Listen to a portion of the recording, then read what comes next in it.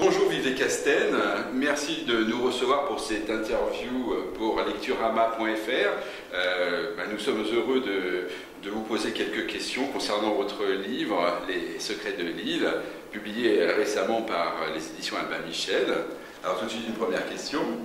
Oui, j'ai lu que vous étiez avocate dans différentes compagnies et j'aimerais savoir comment êtes-vous devenue auteur. C'est vrai que j'ai travaillé comme avocate presque 20 ans avant que je suis devenue auteur. Comme avocate, j'écrivais quelques livres de non-fiction, vraiment des livres qui étaient, oh là là, si tristes, on peut s'endormir très très bien avec ces livres. Et en 2005, la maison d'édition de ces livres non-fiction,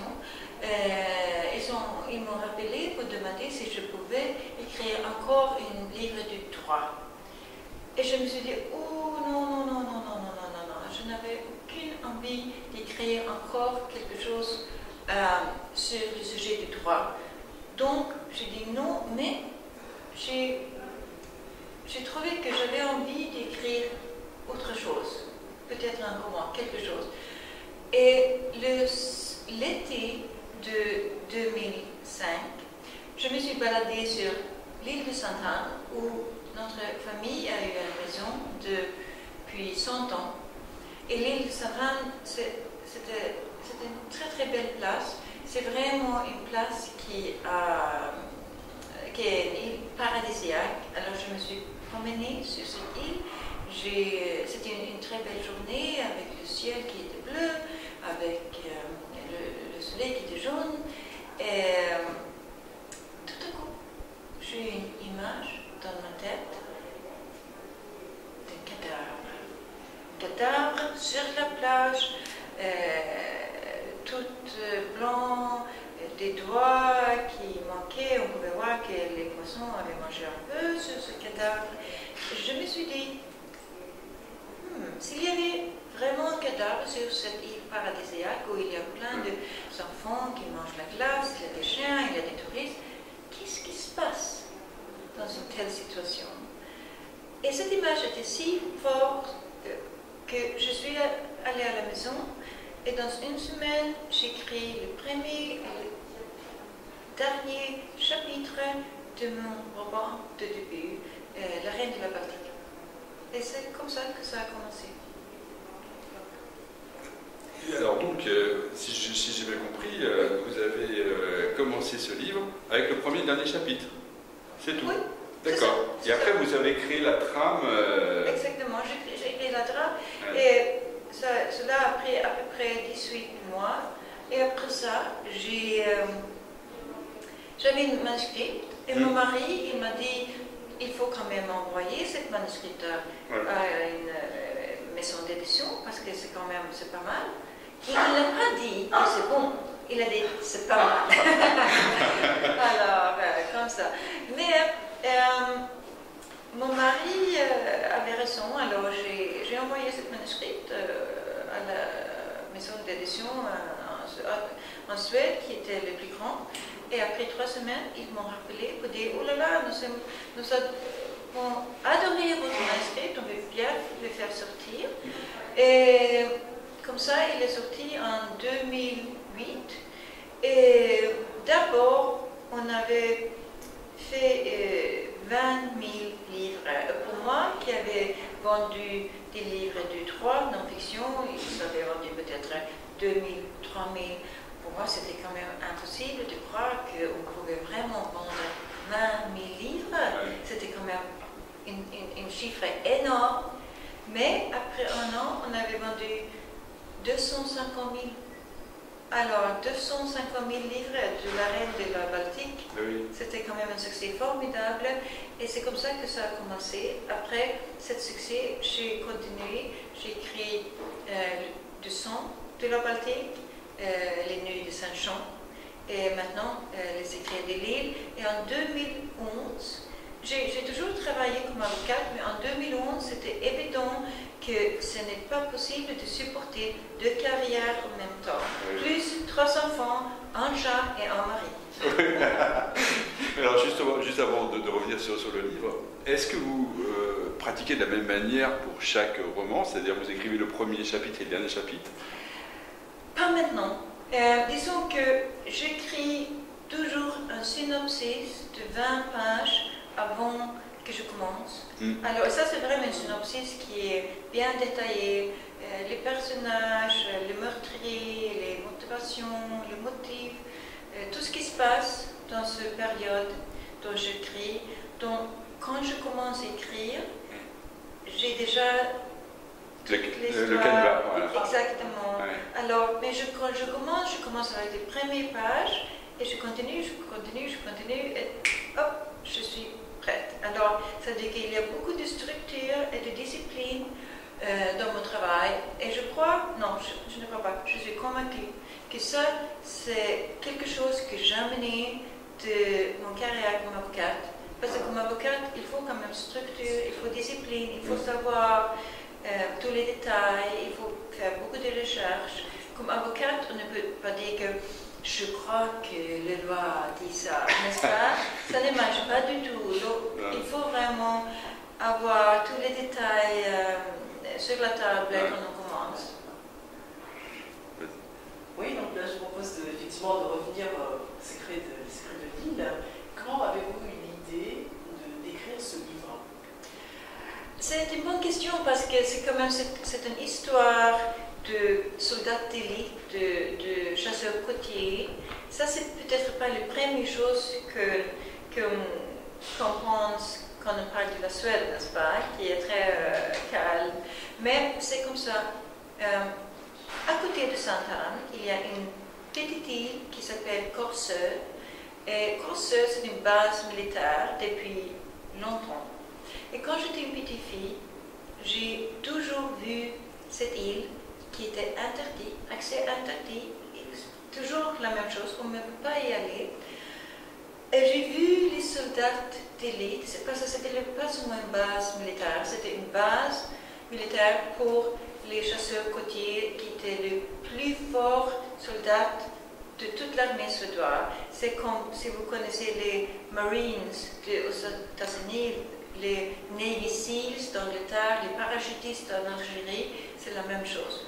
Donc j'ai vu ces soldats, ils sont venus dans leur canot, toujours avec des cheveux très courts, des couleurs de camouflage dans leur visage, très musclés, et des visages, des expressions très dures, très froides, très fermées. Donc, quand je commençais avec ce livre, Les secrets de l'île, ce visage est revenu. Et je me suis dit, qu'est-ce qu'il faut faire pour développer des soldats d'élite comme ça? Qu'est-ce qu'il faut faire pour vraiment arriver à une soldat d'élite si ferme? Et j'ai fait des recherches et j'ai compris que tout le système, toute l'idée de ces soldats, c'est de prendre des jeunes hommes de 19 ans, de 20 ans, et vraiment casser l'esprit, vraiment casser la personnalité pour transformer ces jeunes hommes, pour reconstruire une mentalité très faible, très dure. Réformater. Exactement, reformater ça. Et hop, on a des nouveaux soldats. Mais les questions que je explore dans ce livre, Le secret de l'île, c'est vraiment qu'est-ce qui se passe si on peut réussir à casser l'esprit, ça c'est pas trop dur, mais si on ne peut pas réussir à transformer, à reformater cette personnalité, qu'est-ce qui se passe avec ces jeunes hommes? Et ça c'est une très intéressante question. Et, comme vous savez, Les secrets de l'île, ça commence avec une jeune étudiante qui trouvait mort dans une chambre à l'université et tout le monde croit que c'est un suicide. Mais sa mère, elle supplie Thomas Andréasson de s'inquiéter parce qu'elle est convaincue que son fils est le victime d'un meurtre. Donc, après cette mort de jeune étudiant, il y a un autre mort. On a trouvé un homme qui est meurtrier. Et là, on peut voir que cet homme, il était un fois chasseur côtier à Corsair. Et après quelques semaines, il y a un autre qui est tué aussi, un chasseur côtier. Donc, tous les preuves mènent à l'île de Corsair. Et c'est là que l'enquête de Thomas commence. Alors, comment avez-vous créé les personnages de Thomas Anderson et de Nora Linde? Parce que Thomas, il est un peu mutilé, il lui manque des doigts de pied, etc. Et aussi, c'est quelqu'un qui n'a pas un vécu facile. Alors, comment ça vous est venu à l'idée de créer ce personnage? Disons que d'abord, j'ai commencé avec Nora Linde. Elle est avocate comme moi, elle a 2 fils. Je pensais que c'était une bonne idée d'utiliser un avocat parce que là, je pouvais employer, si vous voulez, le pouvoir, les compétences que moi-même avais après mes ans comme avocat. Mais très vite, c'était évident qu'il me manquait un policier parce que comme Nora, comme avocate, elle n'avait aucune idée sur l'enquête, toutes les preuves, tout ça qui font partie de l'enquête. Donc, il fallait développer un personnage comme Thomas Andreasson, le policier. Mais je me suis dit que, personnellement, j'avais vraiment marre de ces caractères, de ce personnage, de ce policier, des inspecteurs clichés, banals. Vous connaissez tous les inspecteurs, surtout les Américains, ils sont toujours divorcés, ils sont toujours de 50 à 60. S'il y a des enfants, les relations sont toujours super compliquées, ils boivent trop, ils ne peuvent même échauffer une pizza dans le micro, n'est-ce pas? Alors je me suis dit, non, j'aimerais plus bien avoir un personnage qui était une personne complète. Donc, avec Thomas, il est vraiment très sympa, n'est-ce pas? C'est un bon caractère. On aime bien Thomas, il est comme un grand frère ou quelqu'un, un copain, on peut boire un coup avec Thomas. Mais au sujet de la personnalité, c'est comme ça, quand on a 40 ans, il y a des trucs qui sont tristes dans la vie, n'est-ce pas? On ne peut pas arriver à 40 ans sans des tristesses, sans exactement, des relations qui ne marchent pas. Et c'est pour ça qu'il est divorcé. Et il avait une petite fille qui était morte en enfance. Et comme ça, Thomas, je crois, est un personnage que tout le monde aime. Vous savez que je reçois parfois des emails de lecteurs et on demande si je peux partager le numéro de téléphone. C'est bon, hein? C'est vraiment bon. Et c'est pour ça qu'on peut vraiment dire qu'il y a quelque chose avec Thomas et Nora qui s'attache au lecteur. Tout le monde aime Nora et Thomas. Et parfois, très souvent, on me dit que le crime n'est pas super important. Excusez-moi. Le crime n'est pas super important. C'est plutôt la relation de Thomas et Nora. Et dans ce livre, elle n'est pas non plus très très forte parce qu'en fait, ils se parlent par téléphone. Ils ne se voient pas beaucoup. Là, j'ai trouvé dans ce roman, elle n'était pas du tout forte, cette présence entre les deux. Disons que j'essaie à écrire des livres que j'aime moi-même.